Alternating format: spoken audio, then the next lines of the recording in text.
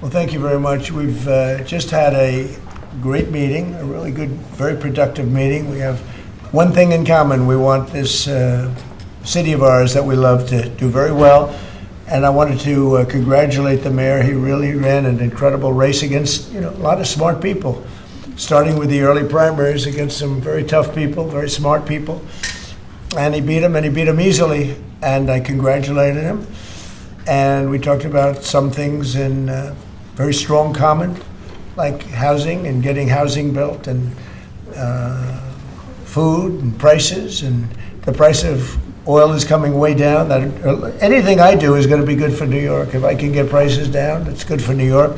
And we've got them down, way down from last year. We have, as you know, I've been saying to a lot of people, Walmart said that Thanksgiving this year is exactly 25% less than last year. So that's good for New York, good for everybody. But I just want to congratulate. I think you're going to have, hopefully, a really great mayor. The better he does, the happier I am, I will say. There's no difference in party. There's no difference in anything. And we're going to be helping him to make everybody's dream come true, having a strong and very safe New York. And congratulations, Mr. Mayor. Thank you, Mr. President. Thank you. I appreciate it. Please.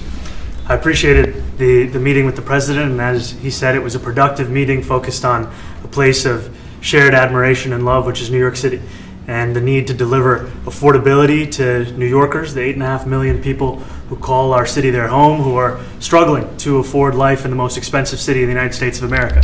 We spoke about rent, we spoke about groceries, we spoke about utilities, we spoke about the different ways in which people are being pushed out, and I appreciated the time with the president. I appreciated the conversation. I look forward to working together to deliver that affordability for New Yorkers. Thank you very much. Any questions, please? President Trump, Stephen Nelson from the New York Post. I've got a question for you and then also one for the mayor-elect. Sure. For you, you've referred to Mr. Mamdani as a communist. Could you describe why you feel that way? And also, will you do anything to stop him from arresting Prime Minister Netanyahu if he visits New York? Well, we didn't discuss your second part of the question, and on your first part, I mean, he's got views that are a little out there, but who knows? I mean, we're going to see what works, or he's going to change also. We all change. I changed a lot. From when I first came to office. It's now quite a while ago. It's quite a while. My first term was great. We had the greatest economy in the history of our country. We're doing even better now. We're doing much better now than we did even the first term. And I can tell you some of my views have changed. And we had discussions on some things. I'm not going to discuss what they were, but that I feel very confident that he can do a very good job. I think he is going to surprise some conservative people, actually. And some very liberal people. He won't surprise them because they already like him. And for Mr. Mamdani, it sounds like you had a productive discussion, but just days ago you referred to President Trump as a despot who had betrayed the country. You said you'd be his worst nightmare and accused him of having a fascist agenda. Are you planning to retract any of these remarks in order to improve your relationship? I think both President Trump and I, we are very clear about our positions and our views, and what I really appreciate about the president is that the meeting that we had focused not on places of disagreement, which there are many, and also focused on the shared purpose that we have in serving New Yorkers. And frankly, that is something that could transform the lives of the 8.5 million people who are currently struggling under a cost of living crisis, with 1 in 4 living in poverty. And the meeting came back again and again to what it could look like to lift those New Yorkers out of struggle and start to deliver them a city that they could do more than just struggle to afford it, but actually start to live in it. And I've been called much worse than a despot, so it's not that insulting. Maybe I think he'll change his mind after we get to working together. Yes, please. Mr. President, Anthony Mershak from MTV Lebanon. I would like to ask you a question about the Middle East regarding, you said that Hezbollah in Lebanon is not in a good position. And Lebanon now is the final unresolved after Gaza and Syria. Given your assessment, what do you say for the Lebanese today? It's the Independence Day in Lebanon. And what is your next move to push toward disarmament? The disarmament of Hezbollah. Well, we are pushing for total disarmament of Hamas and, frankly, everybody else. And we actually have peace in the Middle East. As you know, the King of Saudi Arabia just left yesterday. We had some great meetings, and he's made a contribution toward the United States of more than $1 trillion. We have now over $20 trillion coming in. No country has ever had anything like that, not even close. If you go to $2 trillion or $1 trillion, it's a lot. We have $20 or $21 trillion. I think that Hezbollah has been a problem in Lebanon, big problem. We're working with Lebanon. We're working with everybody in the Middle East. That's another thing I think we have in common. We want to see peace in the Middle East, and we actually have now, for the first time, peace in the Middle East after 3,000 years. And now we're going to refine it, and I think you're going to see some very positive things happen. There is a potential to invite the Lebanese president to meet you to the White House. I would do that, absolutely. And if the mayor would like to be here for that meeting, because I know he feels very strongly. I think you feel very, very strongly about peace in the Middle East. I think We desperately want it, and that's something that I shared with the president, that when I spoke to New Yorkers who had voted for the president last November on Hillside Avenue and Fordham Road, I asked them why. I heard again and again two major reasons. One was that they wanted an end to forever wars. They wanted an end to the taxpayer dollars we had funding violations of human rights, and they wanted to address the cost of living crisis. And I appreciated the chance to discuss both of those things. You said a lot of my voters actually voted for him, and I'm okay with that. President Trump, I have this hat as well. I'll do that. I'll sign it. Give it to me. I'll sign it in a minute. That's pretty good. Mr. President, you've threatened to send federal troops to New York City. You both have differences when it comes to ICE agents in New York City. Mr. Mamdani, you've called ICE a rogue government entity. I wonder how you reconcile your differences on both of those issues. Well, I think we're going to work them out, and I think that if we have known murderers and known drug dealers and some very bad people, we want to get them out. And the mayor wants to have peace. We discussed this at great length, actually, maybe more than anything else. He wants to have a safe New York. Ultimately, a safe New York is going to be a great New York. If it's not safe, no matter how well we do with pricing and with anything else, we can talk about anything you want. If you don't have safe streets, it's not going to be a success. So we're going to work together. We're going to make sure that if there are horrible people there, we want to get them out. I think he wants to get them out maybe more than I do. So we'll work together. We discussed it at great length. Yes, please. Two questions, if I may. One for you, Mr. President, on BBC in a second. But first of all, for the mayor-elect. You're both from different parts of the political spectrum. You're both populists, though, and I just wonder to what extent the president's campaign style, his techniques, his social media use inspired any part of your campaign. Well, I actually told the president that so much of the focus of our campaign has been on the cost of living crisis. And when we asked those New Yorkers who had voted for the president, when we saw an increase in his numbers in New York City, that came back to the same issue: cost of living, cost of living, cost of living. And they spoke about the cost of groceries, the cost of rent, the cost of Con Ed, the cost of childcare. And too often politicians are looking to lecture to New Yorkers what they should care about as opposed to listen. And when we spoke to those voters who voted for President Trump, we heard them speak about cost of living. We focused on that same cost of living, and that's where I am really looking forward to delivering for New Yorkers in partnership with the president on the affordability agenda. And I think we have to work a little bit. We talked about Con Edison. We have to work a little bit on getting the prices, because we've gotten fuel prices way down, but it hasn't shown up in Con Edison. And we're going to have to talk to them. If we're sending them fuel at a much lower price than it was a year ago, which is true, we have to get Con Edison to start lowering the rates. Absolutely. And if I may, last week you told me you were pushing ahead with your plans to sue the BBC for up to $5 billion. You're going to speak to Prime Minister Starmer as well. Is there any progress or any updates on those issues? Well, we get along very well with the Prime Minister. We made a deal with UK. I like him. He's a fine person, and I think they have some big energy problems. They've got windmills all over the place. They're going to have to start using other methods because their energy is out of control. Talking about in the UK, it's out of control, and he's got that problem. He's got a big immigration problem, as you know, and he's got a big energy problem. And we talk about it. He's a good man. Prime Minister's a good man. Have you had a chance to speak this week? I haven't spoken this week. Mr. President, have you spoken to President Zelensky, or do you intend to meet with him, President Zelensky, about your plan? Are you going to meet with him? I've spoken with their people. We have a plan. It's horrible what's happening. It's a war that should have never happened. It would have never happened if I was president, and it's a shame. And I thought they should have acted quicker. But it's a cold winter, and a lot of the you talk about utilities, but a lot of the big energy-producing plants have been under attack, to put it mildly, to put it nicely. We have a way of getting peace, or we think we have a way of getting peace. He's going to have to approve it. Just so sad, so many people. Last month, they lost 25,000 soldiers.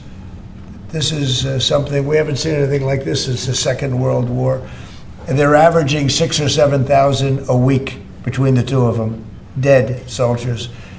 And it goes on, and I think they're getting reasonably close, but I don't want to predict. I would have said that would have been one of my early ones. I did 8 peace deals of countries, including in India, Pakistan. You could even go, in fact, they're coming here in a week or two, go to the Congo and Rwanda. That was 10 million people dead, and we worked something out on that. But so many, and the one I thought would have been, for me, because I have a very good relationship with President Putin, I thought that would have been maybe quicker. But it does take 2 to tango. And now you just see all the death. And, it doesn't affect us other than the fact that we don't want to see all those people dead. Really, it's on the other side of the ocean. It's a war that should have never happened. It did happen. I blame the person also sitting right behind this desk. This is a war that should have never happened, and it wouldn't have happened if I were president. But we're trying to save a lot of lives. They're losing 25,000 lives over the last short period of time. That's Ukrainian and Russian, and it's a shame. What happens if President? I want to ask the mayor-elect about a House resolution. It just passed overwhelmingly to condemn socialism, including with 86 Democrats, all of House Dem leadership, and the minority leader, Hakeem Jeffries, despite his endorsement of you. What's your reaction to that? I have to be honest with you, I focused very little on resolutions. Frankly, I've been focusing... Condemn socialism. I understand. I think the focus is on the work at hand. I can tell you I am someone who is a democratic socialist. I've been very open about that. And I know there might be differences about ideology, but the place of agreement is the work that needs to be done to make New York City affordable. That's what I look forward to. And I want to clarify your answer to Stephen Nelson. He asked about your comment calling the president a fascist, and your answer was, both President Trump and I have been clear about our positions and our views. Are you affirming that you think President Trump is a fascist? I've spoken about... That's okay. You can just say yes. Okay. All right. Okay. It's easier. It's easier than explaining it. I don't mind. And Mr. President, I wanted to ask you also about this Ukraine plan. Yeah. President Zelensky said today that his country would risk either giving up a partner or giving up its dignity. There's been criticism that this deal proposal... He doesn't like it? It's unclear. He was sort of tenuous about He'll it. have to like it, and if he doesn't like it, then they should just keep fighting, I guess. The suggestion that he made, though, was that if he doesn't accept it, that the U.S. would pull back its support for Ukraine. Is that Well, at some accurate? point he's going to have to accept something. He hasn't accepted. You remember right in the Oval Office not so long ago, I said, you don't have the cards. Don't forget, I inherited this war. This war never would have happened. I inherited this war. And I thought he should have made a deal a year ago, 2 years ago. The ultimate deal would have been if it never started. That would have been the good deal. That could have been done too if you had the right president, but you didn't have the right president. Mr.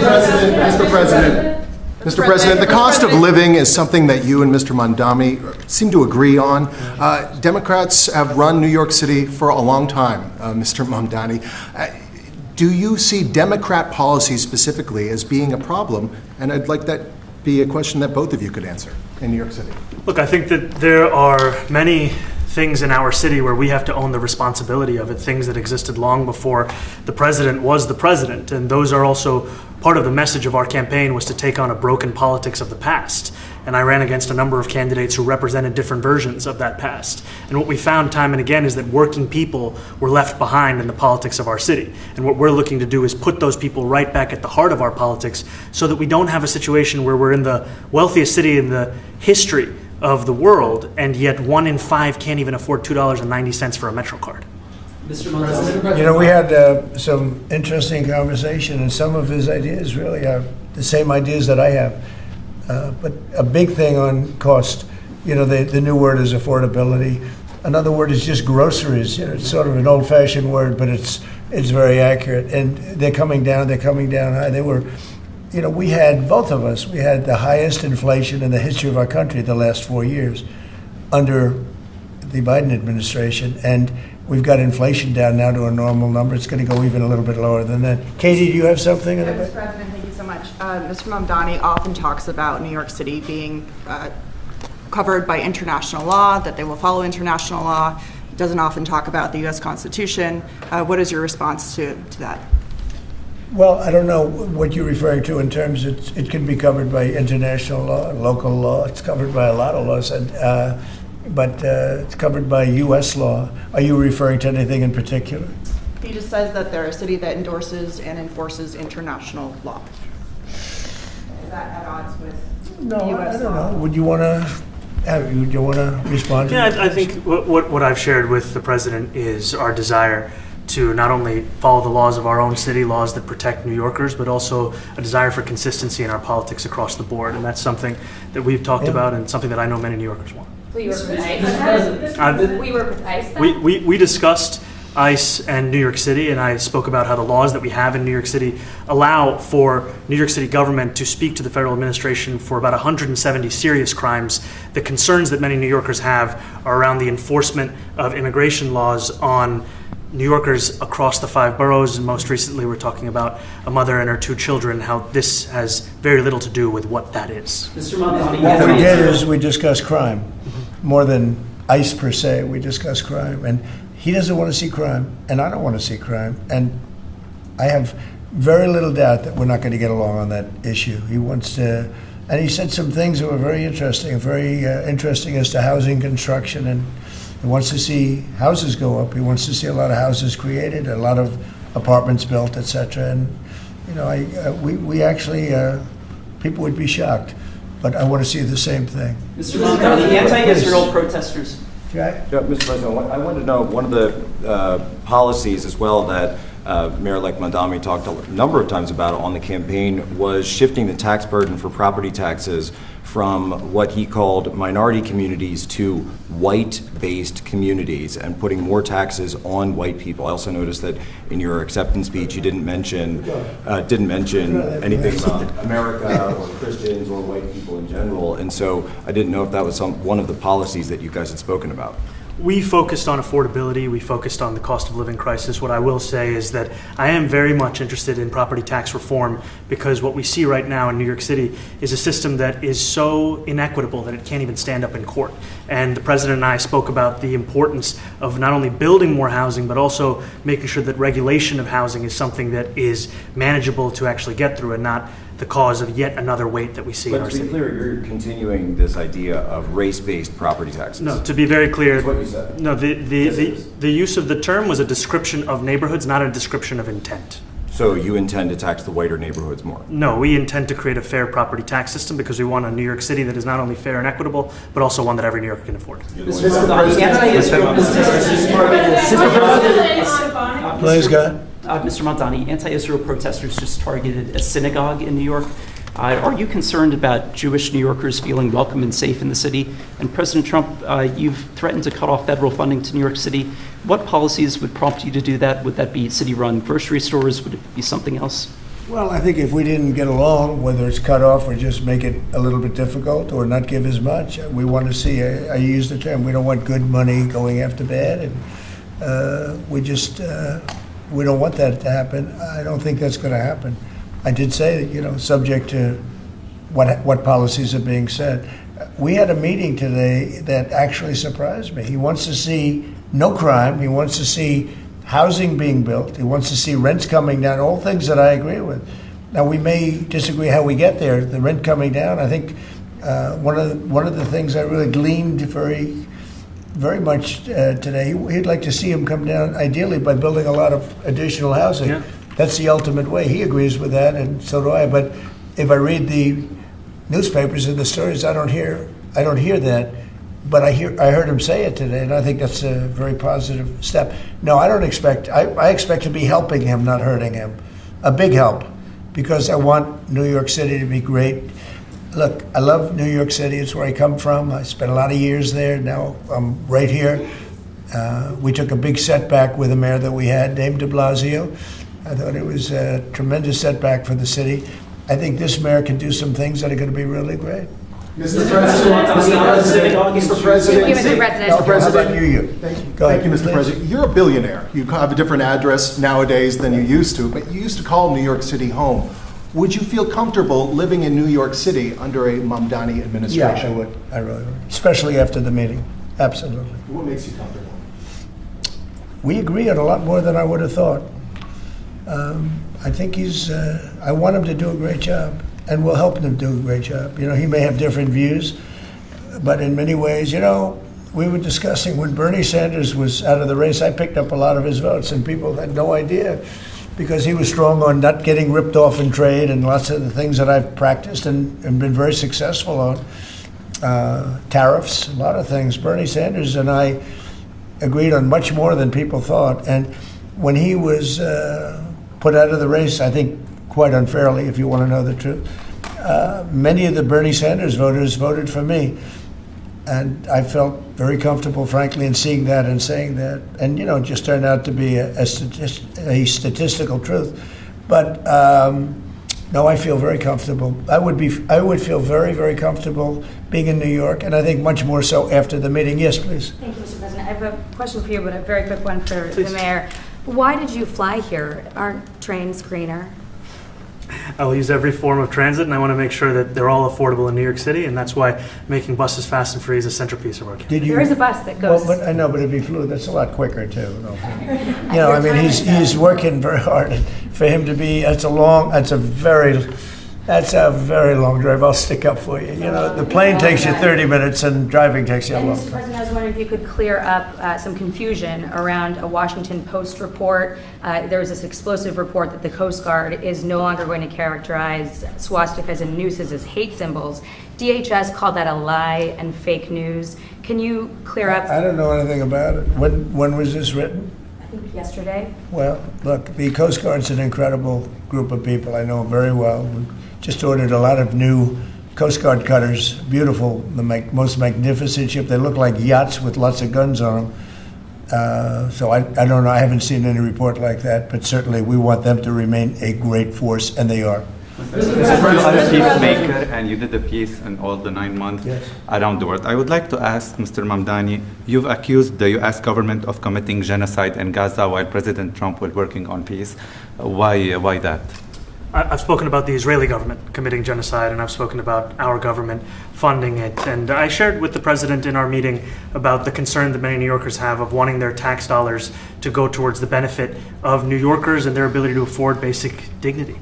And what we see right now is we're in the 9th consecutive year of more than 100,000 school children being homeless in our city. And there's a desperate need not only for the following of human rights, but also the following through on the promises we've made New Yorkers. And I appreciated the meeting we had and the work that we can do. Do you agree that President Trump did do a peace and he worked hard to make the peace? Because he worked hard to do the peace in the Middle East and everywhere. Do you agree with that? I appreciate all efforts towards peace, and I shared with President Trump that when I spoke to Trump voters on Hillside Avenue, including one of whom was a pharmacist that spoke about how President Trump's father actually went to that pharmacy not too far from Jamaica Estates, that people were tired of seeing our tax dollars fund endless wars. And I also believe that we have to follow through on the international human rights, and I know that still today those are being violated, and that continues to be work that has to be done no matter where we're speaking of. Mr. President, question for Mr. Thank you, Mr. President. Do you view the mayor-elect as the true leader of the Democrat Party? And do you think Leader Schumer's and Leader Jeffries, have to follow his lead? Well, look, I hope they have great leaders. This is a man that right now I think is focused in New York City. I really think he has a chance to do a great job. We're going to help him, but I really think he has a chance to do a great job. But I'll let you answer that. You consider yourself the leader of the Democrats? I think it's more appropriate for him. I consider myself the next mayor of New York City, and I keep my horizons firmly on New York City, and I appreciate the meeting with the president, which focused again on the 5 boroughs and whether New Yorkers could afford to live there. By the way, being the mayor of New York City is a big deal. Absolutely. I always said, one of the things I would love to be someday is the mayor of New York City. Being the mayor of New York, and especially now, because I think you're at really a turning point, one way or the other. It could go great, or it can go in a different direction. And I think you really have a chance to make it great. Mr. President, you say you love New York City. Mr. Mamdani, does New York City love President Trump? New York City loves a future that is affordable. And I can tell you that there were more New Yorkers who voted for President Trump in the most recent presidential election because of that focus on cost of living. And I'm looking forward to working together to deliver on that affordability agenda. I got a lot of votes. One more, go ahead, one or two more, go ahead. I I tell you, the press has eaten this thing up. You know, I've had a lot of meetings with the heads of major countries. Nobody cared. This meeting that you people have gone crazy. You know, outside you have hundreds of people waiting. This is just a small little group. For some reason, the press has found this to be a very interesting meeting. The biggest people in the world, they come over from countries nobody cares. But they did care about this meeting, and it was a great meeting. Go ahead. Yeah, Mr. President, I was going to ask you exactly that. Why do you think there's so much more, so much excitement around this than even some foreign leaders? Because I think he's different. All right, I think he's different, and that can be in a very positive way. But I think he's different than, your typical guy runs, wins, becomes mayor maybe, and nothing exciting. Because he has a chance to really do something great for New York. New York is at a very critical point, and he does need the help of the federal government to really succeed, and we're going to be helping him. But he's different than your average candidate. He came out of nowhere. I said he has a great campaign manager standing over there. He came out of nowhere. What'd you start off at 1 or 2? And then I watched. I said, "Who is this guy?" He was at 1, then he was at 3, then he was at 5, then he was at 9. Then he went up to 17. I said, that's getting a little bit interesting, right? And then all of a sudden he wins a primary that nobody expected he was going to win. It's a great tribute. I mean, it's an amazing thing that he did. And I'll just add one thing to what the president said. Is one thing I also appreciated is in our meeting to appreciate a portrait of FDR and the incredible work that was done with the New Deal, and also in thinking about what it can look like when the federal government and New York City government work together to deliver on affordability. It can be transformative. We have a great portrait of FDR that I found in the vaults that was missing for years. I found it, and I put it up. He's a Democrat, to the best of my knowledge. He's a Democrat. And when the mayor saw that portrait, he said, "Sir, do you mind if I have a picture taken by that portrait?" It's an amazing portrait. I hope the picture comes out good.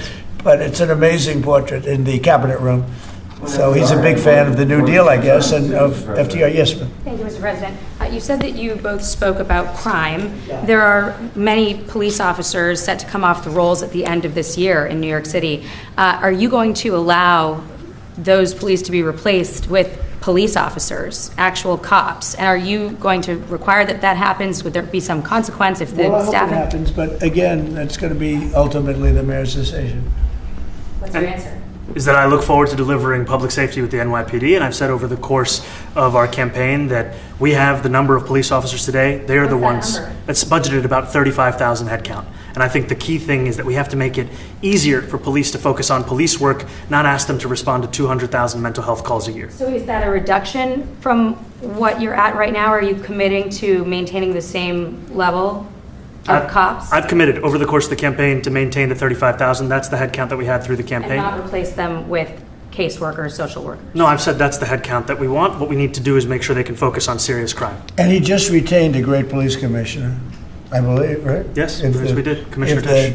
If the newspapers are correct. That one they're correct about. He retained, I think, somebody that is she's a good friend of some of the people in my family, of Ivanka, and they say she's really good, really competent, and he just retained her, so that's a good sign. Mr. President, are there still topics that you see the two of you disagreeing on in the future? And do you think you'll have more meetings like this? There will be topics that we disagree on. I think we'll probably come to a conclusion, and ultimately he'll convince me, or I'll convince him. It's for the good of New York. Ultimately, it's for the good of New York. I don't care about affiliations or parties or anything else. I want to see if this city could be unbelievable, if he could be a spectacular success, I'd be very happy. Do you think you guys will meet more in the future too? Excuse? Do you think you'll meet again in the future, throughout the administration? I think we will. I think we will. I hope we do. I enjoyed the meeting. We had a great meeting. Please. Mr. President, Republican Elise Stefanik has campaigned multiple times by calling Zohran Mamdani a jihadist. Do you think you're standing next to a jihadist right now in the Oval Office? No, I don't. But she's out there campaigning, and you say things sometimes in a campaign. Isn't that sort of divisive? She's a very capable person. Isn't But that a kind of label? you really have to ask her about that. But no, I don't particularly. I think I met with a man who's a very rational person. I met with a man who really wants to see New York be great again. And I can say again, because New York was great. You know, when I came down to Washington initially, the city was so hot. It was doing great. We were having some telltale signs and problems. We had a mayor that was not doing a great job, but still, it was moving along. And it went bad. It really went, pretty bad. And I think it's been at lower points, but it went pretty bad. I think he can bring it back. Now the question is, will he bring it back all the way? Will he bring it back greater than ever before, which is, I guarantee, that's his wish. I think he wants to make it greater than ever before. And if he can, we'll be out there cheering. I'll be cheering for him. Okay? Thank you very much, everybody.